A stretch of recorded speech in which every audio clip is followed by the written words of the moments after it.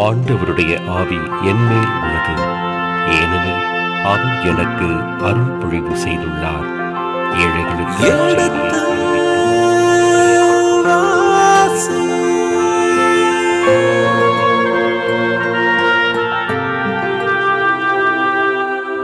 எடுத்து வாசி.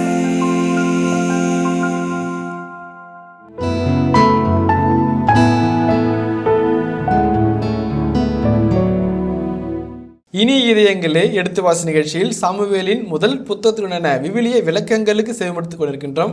கடந்த பகுதியின் தொடர்ச்சியை இன்று தொடங்குவோம். வாருங்கள் நிகழ்ச்சிகள் செல்வோம். உங்கள் சார்பாக தந்தை அவர்களுக்கு வணக்கம் சொல்லி நிகழ்ச்சியை தொடங்குவோம். வணக்கம் தந்தை அவர்களே.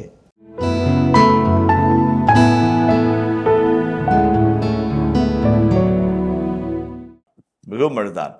ரெண்டு காரியங்கள் சொல்லுவாங்க. ஒன்று, அரண்மனை விட்டு புறப்பட்டு போகிற தாவீது உயிரை காப்பாற்றிக் கொள்வார், ஆனால் அவருக்கு உயிருக்கு உயிரான நண்பனை விட்டு செல்வார். முதலாவது. இரண்டாவது, உயிரினும் மேலாக கருதுகிற மிக்கேலை அவர் தனியை விட்டு செல்வார். அதுதான் ரொம்ப முக்கியமான ஒரு செய்தியை ஆசிரியராக சொல்கிறார். உயிருக்கு உயிரான நண்பனை விட்டு செல்கிறார். உயிருக்கு மேலான மனைவி, இளம் மனைவி விட்டு அவர் அரண்மனை விட்டு ஓட வேண்டியிருக்கிறது. அரச மகனாக, அரச மருமகனாக, அரச குடும்பத்தில் உருவாக உயர்த்தப்பட்டவர் இன்று நாடுடைய புறப்பட்டு போகிறார். நம்பிக்கையற்ற ஒரு தன்மை, எல்லாவற்றையும் இழந்து போன ஒரு தன்மை, கடந்த காலத்தில் மறுபடியும் ஸ்கொயர் ஒன்னுக்கு வந்துவிட்டோமோ என்கின்ற ஒரு அங்கலாய்ப்பு நிலைக்குள்ளாக தாவீது புறப்பட்டு போகிறார். அதற்கு முன்பாக எதிரின் கூடாரத்திலே கண்ட ஒரு நல்ல நண்பனுக்காக அவர் அழுகிறார். முத்தமிட்டு அவரை அன்பு செய்து அவருக்காக மிகவும் அழுது ஒரு தாவீதை அங்கே காண்கிறோம். பின்பு யோனத்தான் தாவீதிடம், சமாதானமாய் நீ செல், ஆண்டவர் பெயரால் நாம் இருவரும் செய்த உடன்படிக்கையின் பொருட்டு ஆண்டவர் உனக்கும் எனக்கும் உன் வளவிற்கும் என் வளவிற்கும் நடுவே என்றென்றும் சாட்சியாக இருப்பாராக. இதுதான் நம்ம சொன்னோம், டேவிட் அக்சஷன் நரேட்டிவ், மரியனை நோக்கி நடந்து செல்லும் ஒரு பாதை பற்றிய செய்திகளை இந்த பகுதியில் நம்ம பார்க்கணும்னு சொன்னோம்.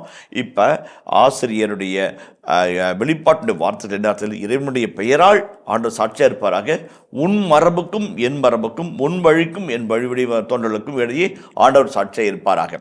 எந்த இடத்திலும் எந்த விதத்திலும் யோனத்தான் தாவீது அரியணை நோக்கி செல்கின்ற பாதைக்கு குறுக்கே இல்லை என்பதை ஆசிரியர் ஒவ்வொரு கட்டத்திலும் உறுதிப்படுத்துகிறார்.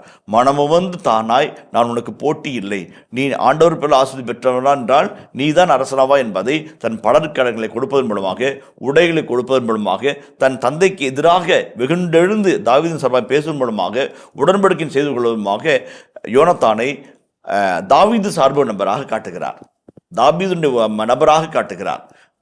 சவுலின் குடும்பத்தின் மகனாக இருந்தாலும் அரியாசனத்துடைய வாரிசாக இருந்தாலும் எந்த விதத்திலும் அதை அரியாசனத்தை விரும்பாத ஒரு போட்டியாளராக எந்த இடத்திலும் ஆசிரியர் காட்டவே இல்லை என்பதை நாம் சொல்லாமல் புரிந்து கொள்ள ஆசிரியர் அழைக்கிறார் என்பதை இந்த பகுதியினுடைய இறுதி பகுதி நமக்கு சுட்டி காட்டுகிறது. பின்பு தாவீது தம் வழியே சென்றார், யோனத்தான் நகருக்கு திரும்பினார். இருவரும் இரு துருவங்களிலே நடந்து போகிறார்கள். அவர் அப்படி போறாரு, இவர் இப்படி போறாரு. இப்போ இரு வழியும் ஒன்றா இணையவே இணையாது, இவரையும் இணையாது. அருகருகே இருப்பார்கள், ஆனால் சேர மாட்டார்கள்.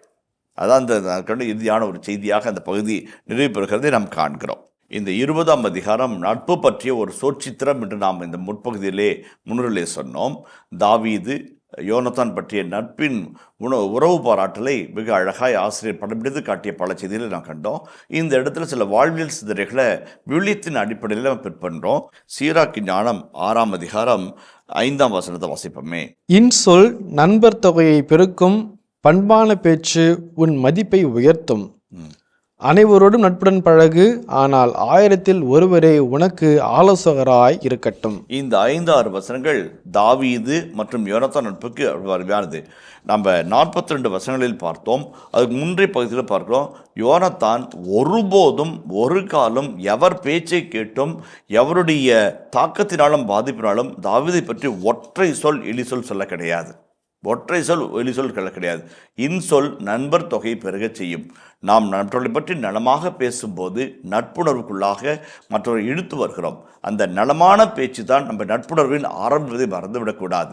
இப்போ நாம் ஒருத்தரை பற்றி நம்ம எப்பவுமே தப்பாக சொல்லிட்டு இருக்கிறோம், அடுத்தவரை பற்றி தப்பாக பேசிட்டு இருக்கோம் அப்படின்னாக்க கொஞ்சம் கொஞ்சமாக நட்பினுடைய உறவின் வேர்களை அறுத்து கொண்டிருக்கிறோம் என்பது மிக முக்கியமானது. நட்பிற்கு அடித்தளமாகவும் ஆணிவராக இருப்பது இன்சொல், இனிமையான பேச்சு. அருமையான பேச்சும்போது நல்ல நண்பர்களை பெருக்க செய்வோம். நிறைய சமயத்தில் உன் வார்த்தை உன் உள்ளத்தின் கண்ணாடி. உன்னை யார் என்று உலகில் காட்டுவது உன் வார்த்தை. அந்த வார்த்தை நலமாக வரும்போது நல்ல நண்பர்களை, உறவுகளை நீ பாலமாக அமைத்துக் கொள்கிறாய், பெற்றுக்கொள் என்பதை நாம் மறந்துவிடக்கூடாது. முதல் கருத்து. இரண்டாவது கருத்து, நல்ல நண்பர்கள் புகலிடம் போன்றவர்கள் என்று விவிலியம் சொல்கிறது. சீராக்கு ஞான நூல் 6ஆம் அதிகாரம் 14ஆம் வசனத்தை வாசிப்போமே. நம்பிக்கைக்கு உரிய நண்பர்கள் பாதுகாப்பான புகலிடம் போன்றவர்கள். இத்தகைய நண்பர்களை கண்டவர்கள் புதையலை கண்டவரை போன்றவர்கள். ஆமாம், நல்ல நண்பர்கள் பாதுகாப்பான புகலிடம். It's a strong defence. அருமையான டிஃபென்ஸ். ஒரு இந்த சக்கரம் யுகத்துக்குள்ளே ஒன்று போய் வச்சுக்கிறீங்க, அவங்கள தாண்டி தான் அவங்களை வந்து நெருங்கணும். பாதுகாப்பான புகலிடம், செக்யூரிட்டி, சேஃப்டி, சக்கரம் யுகத்துக்குள்ளே உள்ளே வச்சு உங்களை பாதுகாக்கக்கூடிய ஒரு அருமையான ஒரு வியூக அமைப்பு தான் நட்பு வட்டம் என்பதை நம்ம மறந்துவிடக்கூடாது. அதே போல் நல்ல நண்பர்களை கண்டவர்கள் பெரும் புதையலை கண்டவர்கள். பெரும் புதையல்னாக்க 5 ரூபாய் 10 ரூபான்னு எண்ணி வைக்கிற மணிப்பரிசு கிடையாது. பொக்கிஷம், பெட்டகத்துக்குள்ளாக அடங்கியிருக்க விளைவிப்பற்ற தங்கம், வைரம் பெற்ற விலையுயர்ந்த மக்களுடைய கூட்டு. அந்த வகையில் பார்க்கும்போது ஒரு புதையலுக்கு சமம். அளவிட முடியாத ஒரு நட்பு கிடையாது நல்ல நண்பர்களை கண்டவர்கள். அதைத்தான் யோனத்தான் கண்டு கொண்டார். தாவீதில் ஒரு வீரனை கண்டான், ஒரு மகத்தான தலைவனை கண்டான், ஆளுமை மிக்க ஒரு நண்பனை கண்டான், நல்ல ஒரு தன் சகோதரிக்கு ஒரு கணவனை கண்டான். ஆகவே அவன் விட்டு கொடுக்காத ஒரு வாழ்க்கையை இறுதி வரை வாழ்ந்தார். ரொம்ப ரொம்ப முக்கியமானது. ஒரு நண்பன் நல்லவன் என்று கண்டு கொண்டோம் என்றால் எதை இழந்தும் கூட அவனை பெற்றுக்கொள்ளலாம். ஏனென்றால் அவன் பெற்றுக்கொள்ள முடியாத ஒரு பொக்கிஷத்திற்கு சமம் என்பது விவிலியம் அடிக்கோடு காட்டுகிறது. தன் தந்தை மிகுண்டெழுந்தான். மற்ற படைவீரர்கள் எல்லாம் கூட அதை இதை சொல்லி கொடுத்துருப்பாங்க. நீ தானே அரசாள வேண்டியது, அவனுக்கு உதவி செய்ய போனாக்க உனக்கு என்னடா ஆகும் என்றெல்லாம் கேட்டிருக்கலாம். ஆனால் எதை இழந்தாலும் நட்பு இழக்க மாட்டேன் என்று முன்வருகிற யோனத்தான் ஒரு மிகச்சிறந்த பாடம். நல்ல நண்பன், கெட்டியான காவல், பாதுகாப்பான புகலிடம், அதை போல பெற்றுக்கொள்ள இயலாத ஒரு பொக்கிஷத்து சமம் என்பதை யோனத்தான் நமக்கு சுட்டி காட்டுகிறான். நல்ல நட்பு என்பது மிகப்பெரிய ஆசீர்வாதம், மிகப்பெரிய ஆசீர்வாதம். நாம் உடுக்க இழந்தவன் கைபோலே என்று வள்ளுவர் அழகாய் சொல்லுவார். அப்படியே ட்ரெஸ்ஸு கலையுது அப்படின்னாக்க டக்குன்னு கை போகும். அது மூளை கைக்கு ஆணையிட்டு பிறகு செயல்படுவதில்லை, அனிச்சை செயல் என்று சொல்வார்கள். அந்த அனிச்சை செயலுக்கு உள்ளாக்கி, இந்த ரிஃப்ளெக்ஸ் ஆக்ஷனுக்கு உள்ளாக்கியது நட்பு. யாரும் எதிர்பார்க்காத நேரத்தில், எதிர்பார்க்க விதத்தில் நண்பர்கள் உள்ளே வருவார்கள். ஆபத்திலிருந்து நம்மை அப்படியே பாதுகாத்து அழைத்து செல்வார்கள். அதுதான் நட்புடைய வல்லமையான ஒரு இது. எத்தனையோ நண்பர்களை, வாழ்ந்த நண்பர்களை படம் பிடித்து சொல்லலாம். இந்த தாவீது யோனத்தானுடைய நட்புணர்வு அதை போன்ற ஒரு தூய்மையான, கள்ளமற்ற, தியாகமான, அர்ப்பணம் கொண்ட ஒரு நட்பை நமக்கு சுட்டி காட்டுகிறது. இரண்டாவது நிலை. மூன்றாவதாக நான் சொன்னது மிக முக்கியம். அது நட்பில் தன்னலம் இருக்கவே கூடாது. நட்பில் தன்னலம் இருக்கவே கூடாது. தன்னலம் கருதாத நட்பு நம்முடைய நட்பாக இருக்கும் பட்சத்தில் அது உண்மையான நட்புக்கு அடையாளமாக கருதப்படும். உதாரணத்துக்கு பாருங்களேன், அரிஸ்டாட்டில் சொல்லும்போது சொல்வார், a single soul in two bodies, a single soul in 2 bodies is a true friendship என்று அழகாய் சொல்லுவார். ஓர் உயிர் ஈர் உடலில் என்று நட்பை பற்றிய வரையறையை அரிஸ்டாட்டில் சொல்லுவார். எதை குறித்து கிடக்குது? நீங்கள் நானும் வேறாக இருந்தாலும் நமக்குள்ளாக இருப்பது ஒரு உயிர் தான், ஒரு எண்ணம் தான், ஒரு செயல்பாடு தான். ஒன்றாய் சிந்திப்பது, ஒன்றாய் சீர்தூக்கி பறப்பது, ஒன்றாய் முன்னோக்கி போவது. அதுதான் நட்பினுடைய அருமையான வரையறையாக அரிஸ்டாட்டில் சுட்டி காட்டுகிறார். அதைத்தான் விவிலியத்தின் பல இடங்களில் நம்ம காண்கிறோம். உதாரணத்துக்கு பாருங்களேன், பவுலுக்கு ஒரு அழகான ஒரு ஜான் மார்க் இருந்தார், பவுலுக்கு ஒரு திமோத்தி இருந்தார், பவுலுக்கு ஒரு தீத்து இருந்தார், பவுலுக்கு ஒரு பிலமோன் இருந்தார். அருமையான ஒரு நல்ல நட்பினால் நற்செய்தி வட்டம் விரிவடைந்து கொண்டே போகிறது. ஒரு கட்டத்தில் நாம் மிஷனரி ஃப்ரெண்ட்ஷிப் என்று பார்க்கிறோம். பல நேரங்களில் நம்முடைய நட்பை ஒரு சாதாரண பொழுதுபோக்கு அம்சமாக அல்லது நம்முடைய மகிழ்ச்சியினுடைய மேன்மைக்காக நட்பை பயன்படுத்தின காலகட்டத்தில் இயேசுவும் சரி, பவுலடிகளாரும் நட்பை நற்செய்தியின் விரிவாக்கத்தில் பயன்படுத்தினார்கள். தன் கால்களை பற்றி கொண்ட மதரின் மரியாதை, என் தந்தையும் உன் தந்தையும் என் கடலும் முன் கடலுமான ஆண்டோடன் எழும்பிச் சொல்கிறேன் என்று என் சகோதரோட போய் செல் என்று சொல்கிறார். நற்செய்தி அறிவிப்பாளர்களுக்கு நற்செய்தியாளராக மதுரை அனுப்பி வைக்கிறார். எங்கே இருந்து வந்தது? ஒரு நட்பு உணர்விலும் புரிந்து கொண்ட நட்புணர்வு வந்த அற்புதமான வெளிப்பாட்டினுடைய செயல்பாடாக இருக்கிறது. மிஷனரி ஃப்ரெண்ட்ஷிப் என்பது மிக முக்கியமான ஒரு கருத்து. நமது நட்பை, அது ஆண் பாலோ பெண் பாலோ யாராக இருந்தாலும் நற்செய்தி அறிவிப்பாக நாம் பயன்படுத்தும் போது மிகப்பெரிய சாதனைகளை நாம் சாதிக்க முடியும் என்பதற்கு நட்பு ஒரு பெரிய ஆதாரமாக அமைகிறது. நாம் புரிந்து கொள்ள அழைக்கப்படுகிறோம். மூன்றாவதாக, சில சமயத்தில் நிறைய நண்பர்களை பெற்றுக்கொள்ள வேண்டும் என்று ஆசைப்படுகிறோம். நண்பர்களே கிடைக்க மாட்டாங்க. அட இவன் இப்படியா, இவன் இப்படியா, இவன் இப்படியா என்று நாம் ஒவ்வொருவரையும் ஒரு குற்றம் சாட்டியோ ஒரு தீர்ப்பிட்டு கொண்டே இருந்தால் அன்பு செய்யவே முடியாது. அன்னை தெரேசா அவர்கள் ஒரு முறை வீதியில் வலம் வந்தார். உடன் ஒரு சகோதரி அவருடன் நடந்து போனார். வீதியிலே வீசி எறியப்பட்ட எழும்பும் தொழுமாய் இருந்து உருக்குலையில் கிடந்த ஒரு சகோதரியை கண்டார். ஓரோடு சென்று அந்த சகோதரி வாரி அணைத்து வாகனத்தை அருகில் கொண்டு வர அழைப்பு விடுத்தார். அப்ப கூட இருந்த சகோதரி சொன்னாங்க, மதர், இந்த சகோதரிக்கு அப்படியே செய்யாதீங்க, ரொம்ப ஒழுக்கங்கட்ட வாழ்க்கை, தன் சதை வியாபாரம் செய்து வாழ்ந்த சகோதரி இவரால் பல குடும்பங்கள் சீரழிந்து போனது. இன்று நோய்வாட்டப்பட்ட நிலையிலே பெற்ற குடும்பம் அவளை தூக்கி எறிந்து விட்டது. நீங்களே அவருக்கு ஓடி ஓடி உதவ வேண்டும் என்று சொல்லி ஒரு வார்த்தையை வைக்கிறார். அவருடைய வாதத்தில் ஒரு உண்மை இருக்கலாம். ஆனால் சொன்ன விதத்தை மதர் தெரேசா கூர்ந்து பார்த்து ஒரு வார்த்தை சொல்கிறார், if you start judging people you will never love people. தீர்ப்பிட ஆரம்பித்தால் அன்பு செய்யவே முடியாது, நட்பு பிறக்கவே பிறக்காது என்று அழகாய் அடிக்கோடிட்டு சொன்னார். அற்புதமான வரிகள். நட்பில் மிக முக்கியமான கருத்து, யாரையும் ஜட்ஜ்மெண்டலாக தீர்ப்பிடும் தன்மையோடு பார்க்கக்கூடாது. ஒவ்வொருவருக்குள்ளாக நன்மையை உணர்ந்து பார்த்து அந்த நன்மைத்தனத்தோடு உறவாடுகிற ஒரு நல்ல எண்ணத்தினுடைய விளைவுதான் நட்பு. குறைபாடுகளை மட்டுமே பார்த்தால் அவரை தரம் தாழ்த்தப்பட்டவனாய் நினைப்பாய், அல்லது உன் தகுதிக்கு ஏற்றவனாய் நினைக்கவே மாட்டாய். அவரிடமிருந்து என்ன நன்மை வந்தவரோடு போகிறது என்கின்ற எண்ணம் தான் மிஞ்சி நிற்கும். மாறாக நிறைகளை கண்டு அந்த நிறைவோடு உறவு கொள்கிற உன்னதமான உறவுகளை தான் நட்பினுடைய வெளிப்பாடு.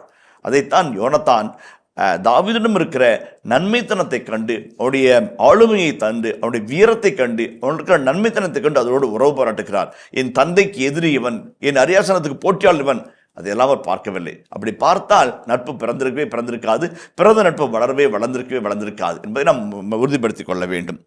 மூன்றாவது, பல நண்பர்களை தேடிக்கொள்வதை விட சில நல்ல உறுதியான நலன்களை பெற்றுக்கொள்வது மிக அழகான செயல்பாடு என்று இந்த பகுதி நமக்கு சுட்டி காட்டுகிறது. A single rose can be a beautiful garden and a single friend can be my world என்று ஒரு ஆங்கில பழமொழி ஒன்று இருக்கிறது. ஒரு ஒத்தை ரோஜா என் நந்தவனமாக மாறலாம், அல்லது ஒற்றை நண்பன் என் உலகமாக மாறலாம் என்று அந்த மேற்கோள் குறிப்பிடுகிறது. பல நண்பர்களை தேடிப்போகும் நிலை விட்டு உண்மையான நண்பர்களை அருகில் வைத்திருப்பது என்பது மிகப்பெரிய ஒரு வாழ்நாள் சாதனையாக மாறக்கூடும்.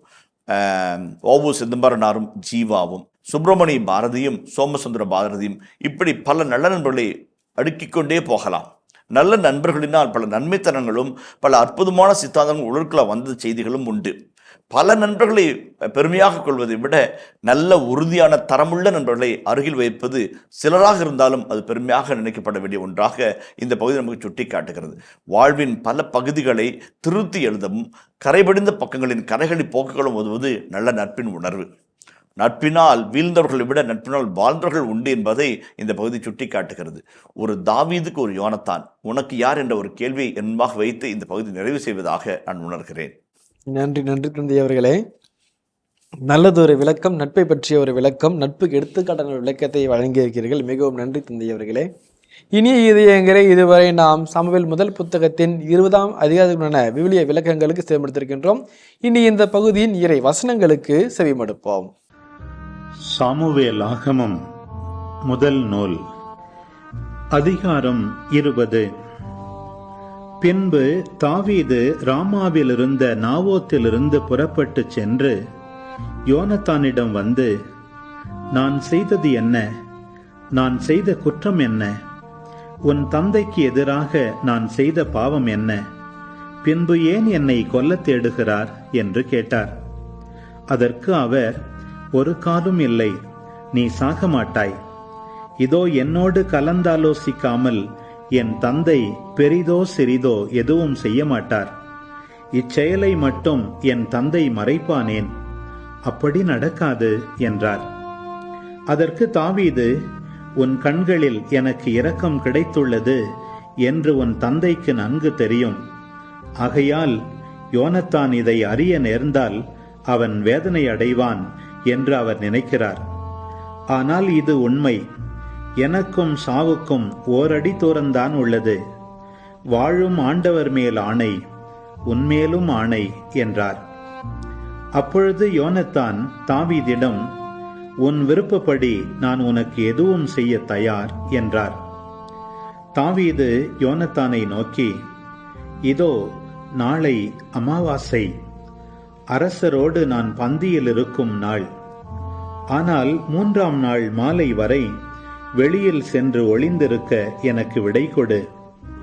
உன் தந்தை என்னை காணாதது பற்றி விசாரித்தால், தாவீது தன் சொந்த நகரான பெத்லெஹேமுக்கு சென்றுள்ளான். அவன் குடும்பத்தார் அனைவருக்கும் அங்கே ஆண்டு பலி இருக்கிறதாம். அங்கே விரைந்து செல்ல என்னிடம் அனுமதி கேட்டான் என்று சொல். அவர் நல்லது என்று சொன்னால் உன் அடியான் அமைதி அடைவான். அவர் சினமுற்றால் அவர் எனக்கு தீங்கு செய்ய முடிவு செய்துள்ளார் என நீ அறிந்து கொள்வாய். ஆண்டவர் திருமுன் நீ உன் அடியானுடன் செய்து கொண்ட உடன்படிக்கையின் பொருட்டு என்மேல் இரக்கம் வை. நான் குற்றவாளி ஆயேன், நீயே என்னை கொன்றுவிடு. நீ ஏன் என்னை உன் தந்தையிடம் கொண்டு போக வேண்டும் என்றார். அதற்கு யோனத்தான், அப்படி உனக்கு நேராது. உனக்கு தீங்கு செய்ய என் தந்தை முடிவு செய்துள்ளார் என நான் அறிந்தால் அதை உனக்கு சொல்லாமல் இருப்பேனா என்றார். பின்பு தாவீது யோனத்தானை நோக்கி, உன் தந்தை உன்னிடம் கடுமையான பதிலளித்தால் அதை யார் எனக்கு தெரிவிப்பார் என்று கேட்டார். அதற்கு யோனத்தான் தாவீதிடம், வெளியில் செல்வோம் வா என்றார். இருவரும் வயல்வெளிக்கு சென்றனர். யோனத்தான் தாவீதை நோக்கி, இஸ்ரவேலின் கடவுளாகிய ஆண்டவர் சான்று பகர்வாராக. நாளை இதே நேரத்தில் அல்லது 3ஆம் நாளில் என் தந்தையின் கருத்தை அறிவேன். அது தாவீதுக்கு சாதகமாயிருந்தால் உனக்கு அதை தெரிவிக்க ஆள் அனுப்ப மாட்டேனா?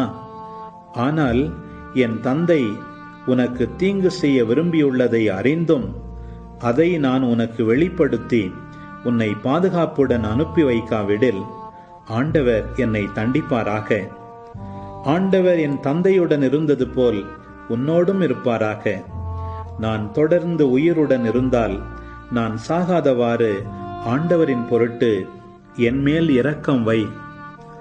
ஆண்டவர் தாவீதின் எல்லா எதிரிகளையும் இம்மண்ணிலிருந்து அழித்தொழிக்கும் போது என் வீட்டாரை அழிக்காதிருக்கும்படி இரக்கம் வை. ஆண்டவர் தாவீதின் எதிரிகளுக்கு தகுந்த பதிலளிப்பாராக என்று கூறி யோனத்தான் தாவீதின் வீட்டாருடன் உடன்படிக்கை செய்தார். தாவீதின் மேல் கொண்டுள்ள அன்பின் பெயரால் யோனத்தான் மீண்டும் அவருக்கு ஆணையிட்டு கூறினார்.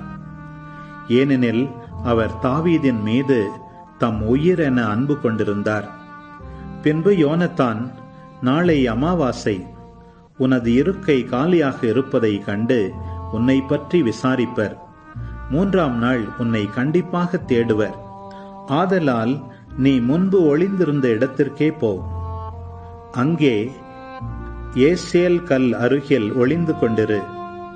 நான் குறிவைத்து அம்பு எய்வது போல் அப்பக்கம் நோக்கி 3 அம்புகளை எய்வேன்.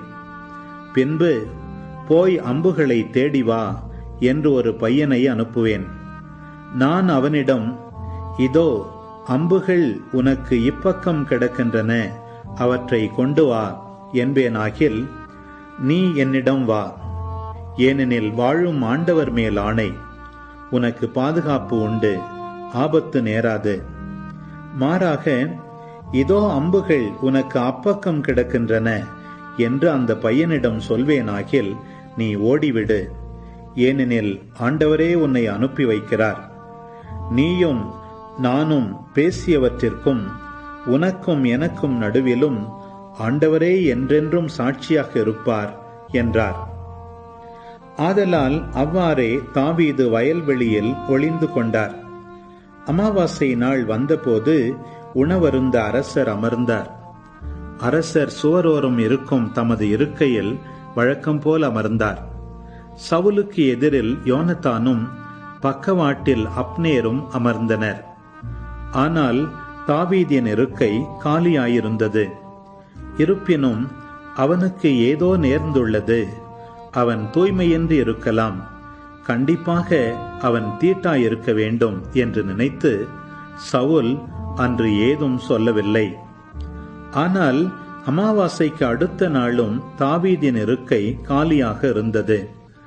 அப்பொழுது சவுல் யோனத்தானை நோக்கி, ஈசாயின் மகன் நேற்றும் என்றும் உணவருந்த வராதது ஏன் என்று கேட்டார். யோனத்தான் சவுலிடம், தான் பெத்லெகேம் செல்ல வேண்டுமென்று அவன் வருந்தி கேட்டுக்கொண்டான். நான் செல்ல விடை கொடு, ஊரில் என் குடும்பத்தார் பலி செலுத்துகிறார்கள். மேலும் நானும் அங்கிருக்க வேண்டுமென்று என் சகோதரரும் எனக்கு கட்டளையிட்டுள்ளார். ஆதலால் உன் கண்களில் எனக்கு இரக்கம் கிடைத்தால் என் சகோதரர்களை காண என்னை போகவிடு என்றான். இக்காரணத்தினால்தான் அவன் அரச பந்திக்கு வரவில்லை என்று பதிலளித்தார்.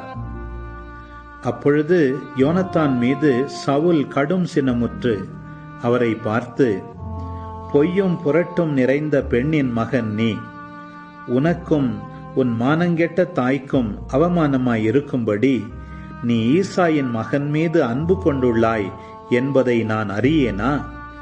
ஈசாயின் மகன் உயிரோடு வாழும் நாள் வரை நீயும் நிலைத்திருக்க மாட்டாய், உன் ஆட்சியும் நிலை பெறாது. ஆதலால் ஆள் அனுப்பி அவனை என்னிடம் கொண்டு வா, அவன் சாகவே வேண்டும் என்றார். அப்பொழுது யோனத்தான் தம் தந்தை சவுலிடம், அவன் ஏன் சாக வேண்டும், அவன் என்ன செய்தான் என்று கேட்டார். ஆனால் சவுல் அவரை குத்தி வீழ்த்த எண்ணி அவரை நோக்கி தம் ஈட்டியை எறிந்தார். ஆதலால் தாவீதை கொன்றுவிட தம் தந்தை முடிவு செய்துவிட்டார் என்பதை யோனத்தான் அறிந்து கொண்டார். உடனே யோனத்தான் வெஞ்சினமுற்று பந்தியை விட்டு எழுந்துவிட்டார். அமாவாசையின் மறுநாளாகிய அன்று அவர் உணவருந்தவில்லை. ஏனெனில் தாவீதை தம் தந்தை இழிவுபடுத்தியது குறித்து அவர் மிகவும் மனம் வருந்தினார். அடுத்த நாள் காலை யோனத்தான் தாவீதை சந்திக்குமாறு ஒரு பையனை தம்முடன் அழைத்து கொண்டு வயல்வெளிக்கு சென்றார். அவர் அப்பையனிடம், நீ ஓடி நான் எய்கிற அம்புகளை எடுத்து வா என்றார். அப்பையன் ஓடும்போது அவனுக்கு அப்பால் ஓர் அம்பை எய்தார். யோனத்தான் எய்த அம்பு கிடந்த இடத்திற்கு அப்பையன் சென்றபோது யோனத்தான் அவனை கூப்பிட்டு, உனக்கு அப்பால் அல்லவா அம்பு கிடக்கிறது என்றார். மீண்டும் பையனை உரத்த குரலில் கூப்பிட்டு, நிற்காதே, விரைந்து செல் என்றார்.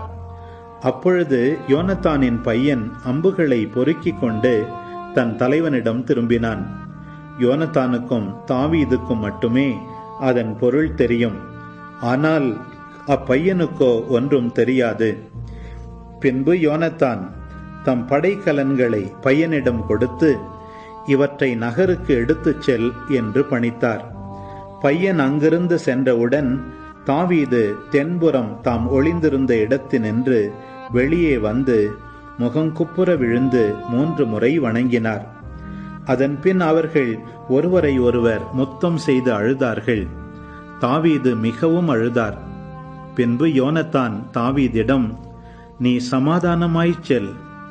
ஆண்டவர் பெயரால் நாம் இருவரும் செய்து கொண்ட உடன்படிக்கையின் பொருட்டு ஆண்டவர் உனக்கும் எனக்கும் உன் வழிமரபிற்கும் என் வழிமரபிற்கும் நடுவே என்றென்றும் சாட்சியாயிருப்பாராக என்றார்.